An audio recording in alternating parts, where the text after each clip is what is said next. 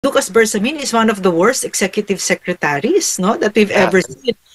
In the same manner that George Garcia is the worst COMELEC chairman that we've ever seen. Wow, isa pa yan. Isa Sa pa yan. paya, no? Kasi parang anong nangyari dito sa elections na ito, kung sino ang gusto ni George Garcia, yan ang masusunod, no? Kahit na nanalo na si Attorney Harold Respicio, ang Duterte Youth, wala dededmahin nila.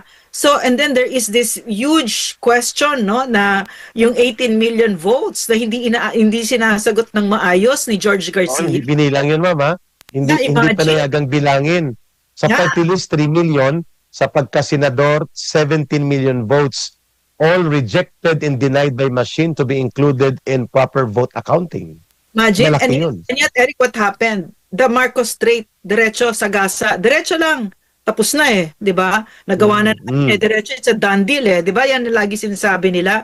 Tuloy-tuloy lang. So wala talagang respeto sa mga proseso natin kasi nga, yun talaga ang very consistent.